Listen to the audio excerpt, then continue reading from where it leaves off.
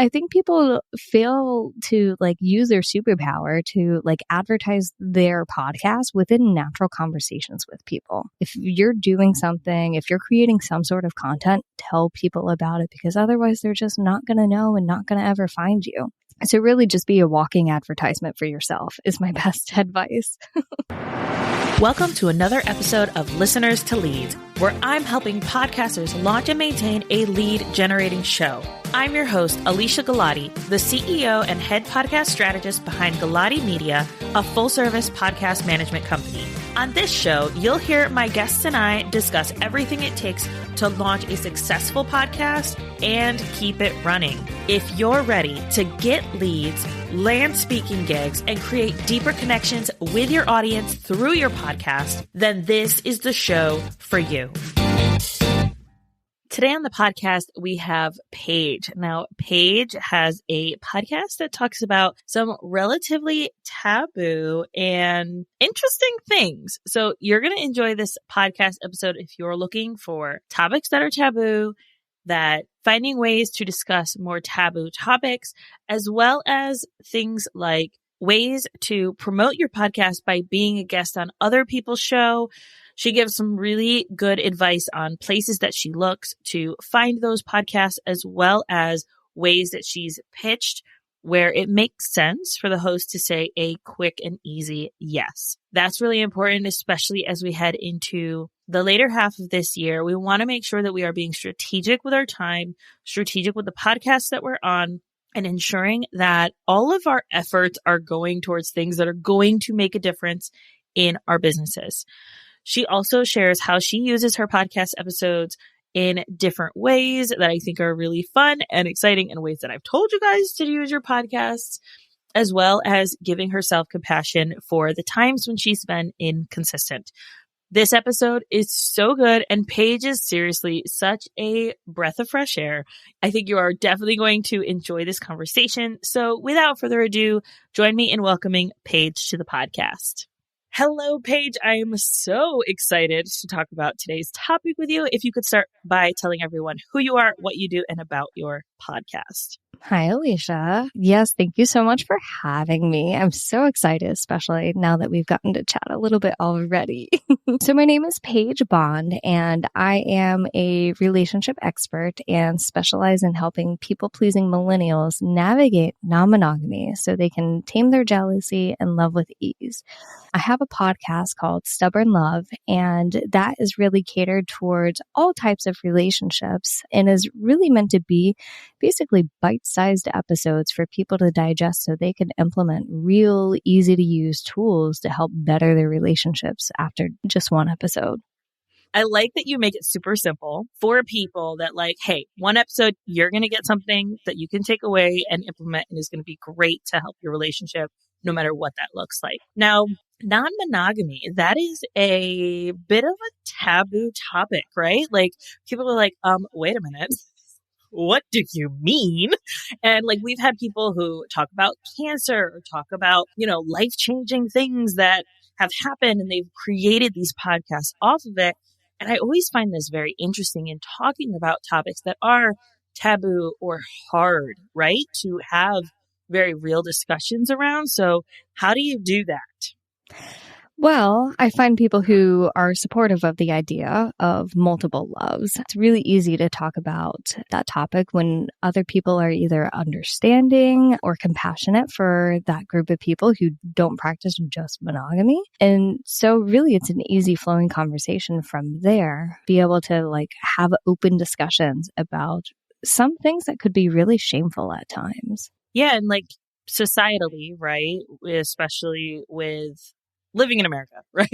It is very man and woman based, tends to be. And as someone who doesn't really follow that, even though, yes, I am married to a man, that's not really how I identify sexually. It can be a bit outside of the norm, right? For people. And finding spaces where they feel heard, where they feel supported, I think is so important. You said something in the green room that I want to bring up because I think it is so imperative, is that just because you are focusing your business on non-monogamous relationships doesn't mean that you're down with monogamy. Like, that's not the attitude that you approach it at all. So can you tell us a little bit about how you express that? Yeah. So, how I express, being able to hold space for multiple different types of groups, because I kind of see this on a spectrum, because monogamy doesn't have to only be catered to the monogamy box. There can be monogamish, kind of, having one partner, but maybe you have certain rules, and then extending so forth and so forth until the other end of the spectrum, maybe you get to polyamory. And so really what I do to try to be able to kind of recognize and not alienate anyone by speaking more so towards non-monogamous groups of people is, honestly, I use a lot of the same tools that I use working with like couples who are monogamous. I use those with my non-monogamous clients and speakers and guests as well. So it's not anything out of the ordinary, like any information that I'm sharing that's new. The application is just a little bit different because we may have more dynamics involved. That definitely makes a lot of sense. Just kind of tailoring it right to the situation and the personalities, which I do find that a lot of coaching and therapy and things like that, you need that, right? Like, you need it to be tailored to what you're struggling with in the moment. So you have been on a lot of podcasts. I was looking through your bio and your media page and all that stuff, and wow, incredible. But I know that this is something that I think is really important for podcasters as they grow their business, not only their businesses, it's so important for growing your business, but also in redirecting people to your podcast. So what does that strategy kind of look like for you in getting those people to say yes to you being on their show and things like that? Yes. So what I usually do is I'll listen to some of the podcasts that I'm looking into reaching out to. So before I even do that, I kind of like have like a set few categories in my mind of different things that I think that listeners would be interested in and that they would like content from me and would benefit from me. And so I kind of like go on Listen FM or something like that, or listennotes.com, and I'll just type in different categories of the things that I'm trying to be on. And so throughout that, I want to make sure that the podcast is active, that they're still putting out episodes. It doesn't make sense for me to reach out to podcasts that haven't posted in like a year or 6 months. After that, what I do is I make sure that they've probably had a guest in the past, or that they're at least open to having a guest. Because if it's just a podcast of them talking and it's solo episodes, they're most likely not even going to be interested in having me as a guest. So I don't want to waste my time. So when I do that, I select a few episodes that might be more catered towards my audience. So like, for instance, if recently I guested on Kinky Cast and I saw that they did recently an episode about polyamory, I was like, perfect. Maybe I can kind of do like a follow-up episode about that. And so whenever I find something that either has an overlap of my market and their market, I'm like, perfect. Let me use that as gold to reach out, send an email, tell them what I loved about the episode, and let them know what value I can bring to their audience even more so. That way they're actually interested in me having, being a guest on their podcast. I want to bring forward a few things that you mentioned that I think are really important. And the first is Listen Notes. So I've recently been on Listen Notes just to kind of see where some new clients are landing in the percentages. And you can see beyond charts. You can see some pretty interesting information about a podcast when you are going on listennotes.com. We'll make sure we link it in the show notes for anyone who's like driving or doing other things. But when you go on there, you can see what percentage and where they land in the percentage of podcasts in their category. You can also see what categories that they tend to follow, which I think is really good. And then also you see the cadence of the episodes. So are they every 14 days? Are they every 7 days? Like, how often are they releasing episodes? And if they're still active or not, like you mentioned. And I think that's really just telling of if the podcaster is serious about the content that they're producing, right? So that really quick, easy snapshot view of if a podcaster is going to be a good fit for you or not. And then I love, and I preach this so much, is that going deeper instead of wider with content. And I know so many podcasters, especially those who have been podcasting for a long time, are looking to go deeper with their content. They don't want to bring in this idea and this idea. They want to just go a little deeper on the things that they've already talked about that they know their audience is already interested in. And so for you to go back and say, oh, they're already liking this topic, you listen to it, and then you see how you can bring additional value. Ding, ding, that's a winner. Like really 10 out of 10 would recommend every single time if you're looking to be a guest on a show that is established. So I love that you said those things because I'm like, yes, yes, yes. I always say these. Good, good, good. Perfect. So what about some other ways with like connecting with people who are maybe in the community, the, different versions of non-monogamy communities, in like getting them into your space? How do you kind of do that? So as far as getting people into my space and kind of like actually making myself known on the interwebs here is really what I do is connect with other people in the mental health community, other leaders in the different areas of non-monogamy. So if there's maybe a local meetup group, or if there are some local like swinger clubs or places to practice different scenes for kink, connecting with those. And through just natural conversation, I find that this is so easy to do. People will say something about a subject and I'll be like, oh, I did a podcast episode about that. And then they are so interested. They're like, what? You podcast? And so I think people fail to like use their superpower to like advertise their podcast within natural conversations with people. If you're doing something, if you're creating some sort of content, tell people about it, because otherwise they're just not going to know and not going to ever find you. So really just be a walking advertisement for yourself is my best advice. Yes, I recently heard this on a podcast episode that I was editing for a client, and she was saying, if I'm at a baseball game for my kid, I'm not going to say, hey, I have this group program. That's not the vibe, right? Like that's not the thing that you're going to pitch to the soccer moms or any of that stuff. You're going to say something quick and easy that they can access without having to think too much. You already know that they probably listen to some type of either audiobooks or podcasts or something. Oh, I have a podcast. And most people are going to be like, what? You do? That's crazy. And realizing this, guys, if you are someone who's been podcasting for a year, for over 25 episodes, like that puts you already in the top percentage of people who are doing the thing, right? Like most people don't make it past 7, 10 episodes and they fail because they realize, oh my goodness, this is a lot of effort. It takes a lot of coordination and figuring out that a lot of people don't have capacity to do, which is why of the millions and millions of podcasts that are on Spotify and other places, there's a very small percentage. I believe it's like out of 5 million podcasts on Spotify. I saw a stat once. It said there were 40,000 podcasts that were actually actively releasing an episode. And that was monthly. Like wow. Every month, something is new coming from them at least, which I think is crazy. So if you think about it like, hey, I just need to show up for my people. Like there's maybe 5 other podcasts that are doing what you're doing. That's your competition and that is it. So encouraging everyone to just keep going.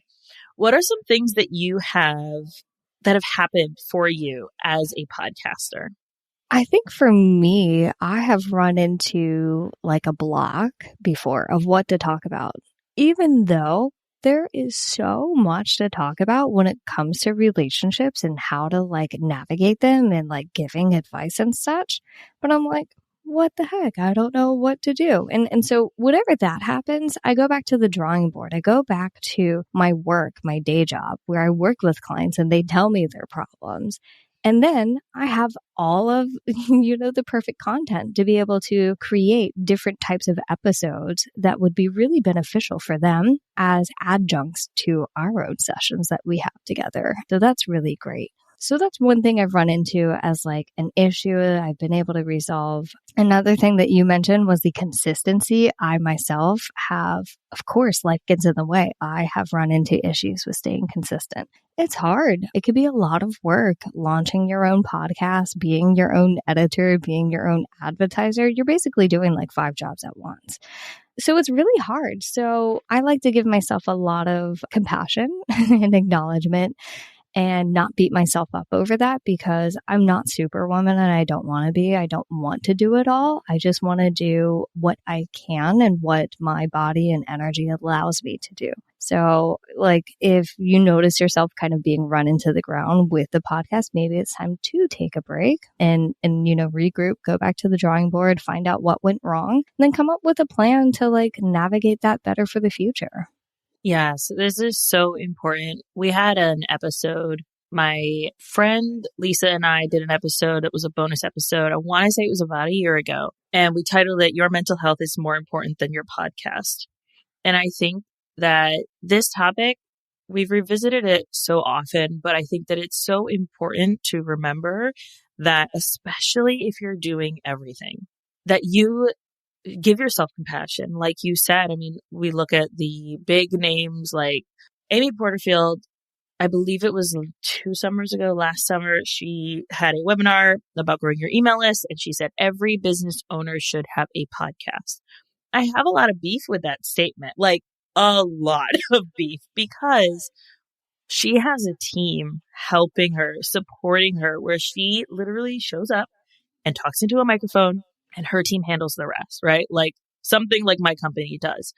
And it's so important when you're taking advice from people that you understand those aspects. And someone who is new to the online business space might be thinking, oh no, I have to start a podcast. Let's do it. And then they feel like a failure because they didn't realize how much work goes into it. So really giving yourself that grace, that compassion, and then also noting like, here are the things that went wrong. How can I improve them in the future? Like you said, you were finding that you weren't having anything to talk about, or you maybe felt like you were repeating yourself a bit, which I do find happens a lot as a podcaster, right? Yeah. Like we're coming up on over 100 episodes, I believe at this point. And like, I feel like I'm repeating myself all the time. But it's okay, you guys. Like, it'll be the 100th time you hear it that it'll finally click.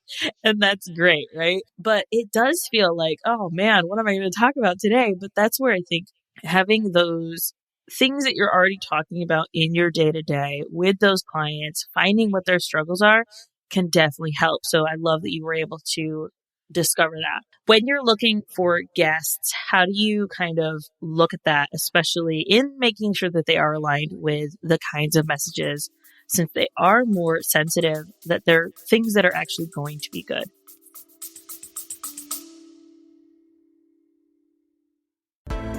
You put your heart and your soul into your show. And I want to help you reach all of those potential listeners out there. That's why I'm excited to announce my upcoming podcast marketing workshop.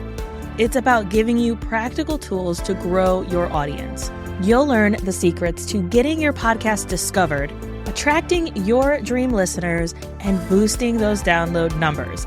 This workshop will be hosted live with a replay available on April 30th.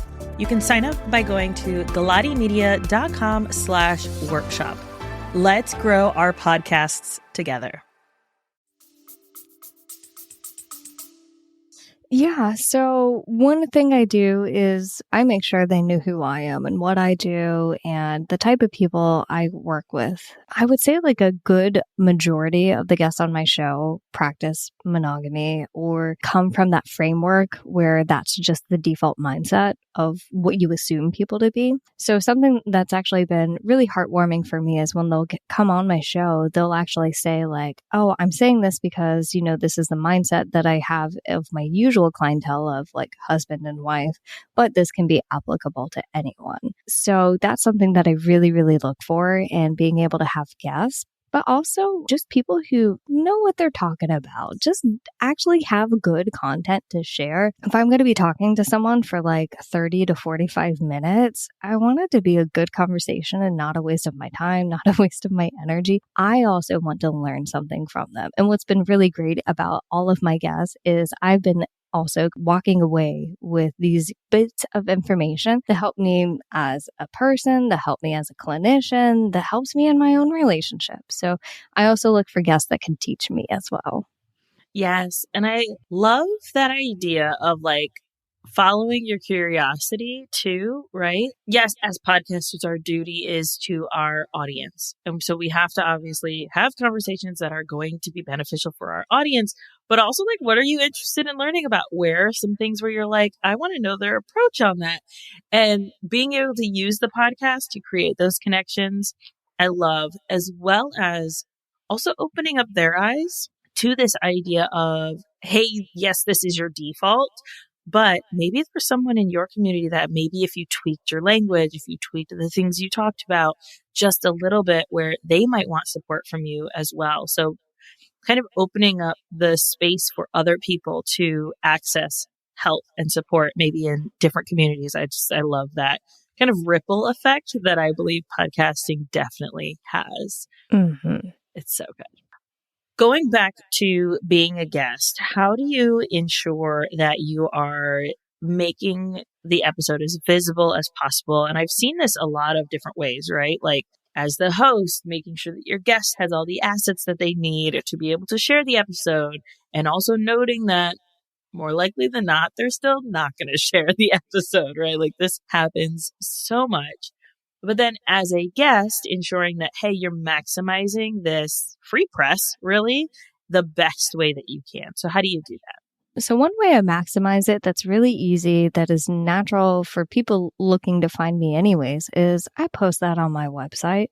That's a free market right there. Anybody can look at that. That's going to be on there permanently. I don't have to do anything about that. I don't have to click a like button or share or like write a post. It's there. Boom, done. So I love being able to put it on my website. I also kind of utilize it during like blog post making, during my email content marketing of like sending things to my subscribers. I'm like, hey, I thought about this today. By the way, I have an episode about this that has been really beneficial for even clients I have already met that hasn't listened to that episode. Now they're introduced to my podcast and now they're a subscriber. Woohoo, that's good.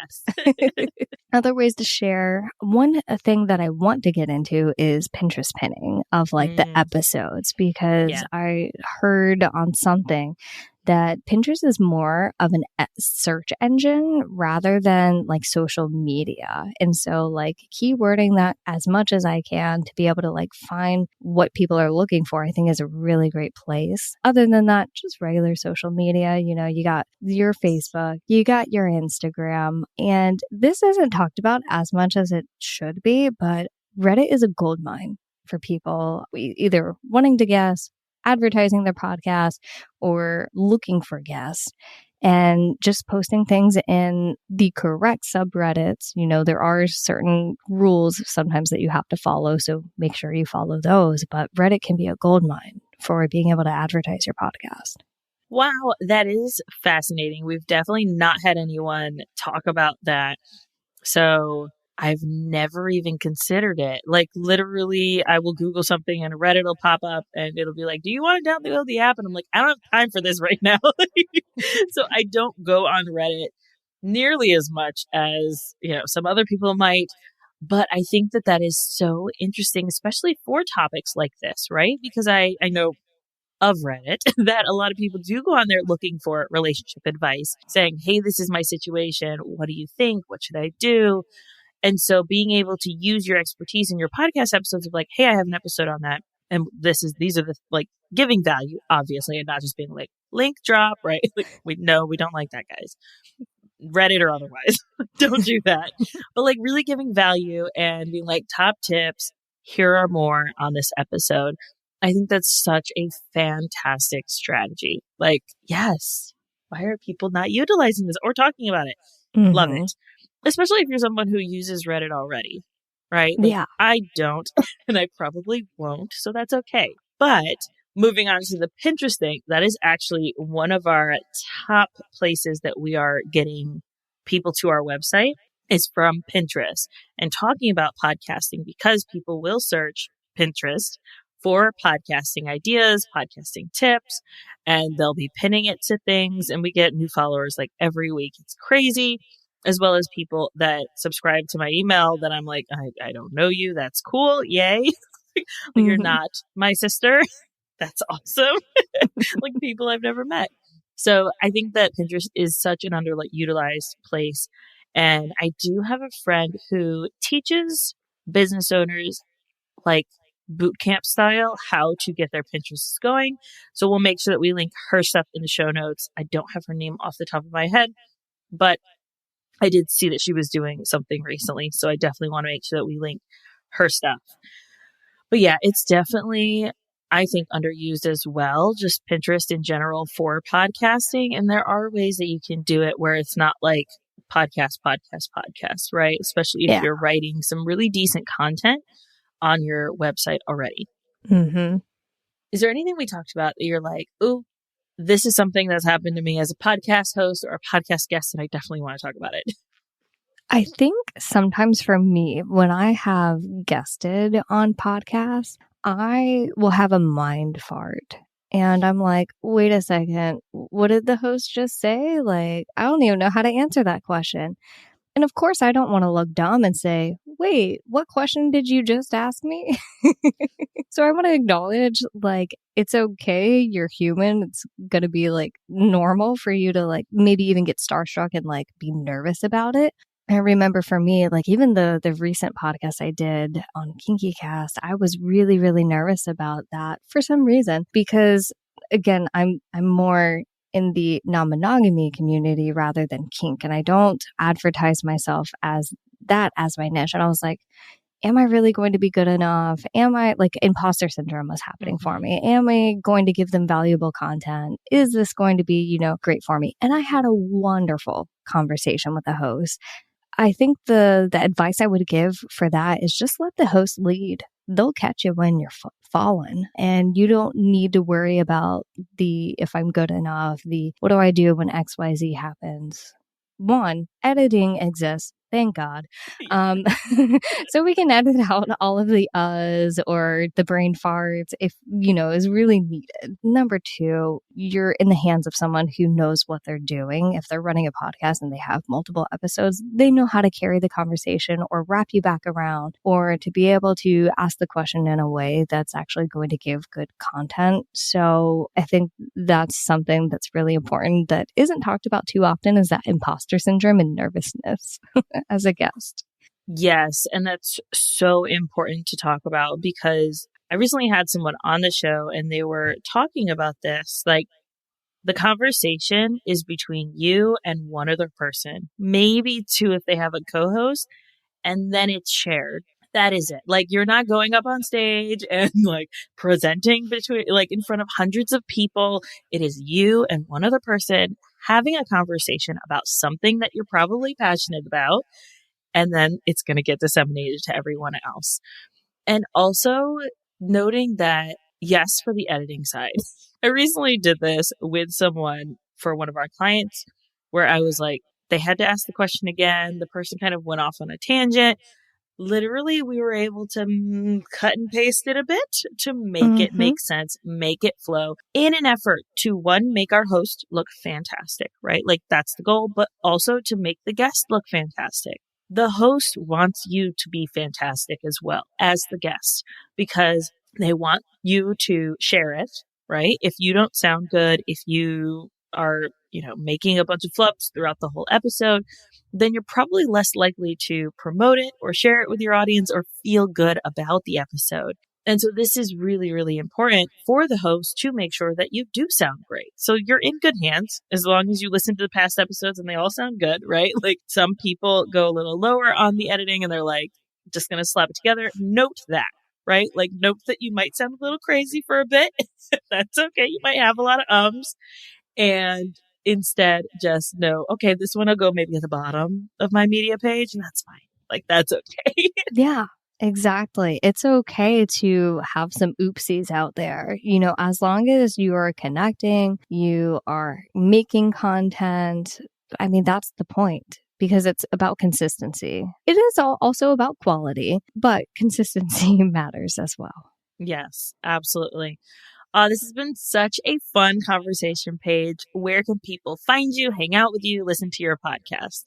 Okay. People can find me on my website at paigebond.com. My podcast is called Stubborn Love, and that's available everywhere. So just use your favorite podcaster.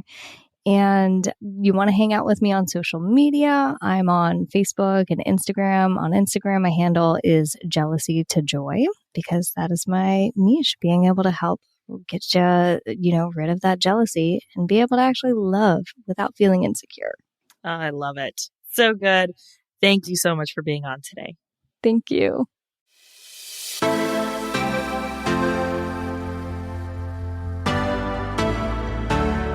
Thank you so much for listening to this episode of Listeners to Leads.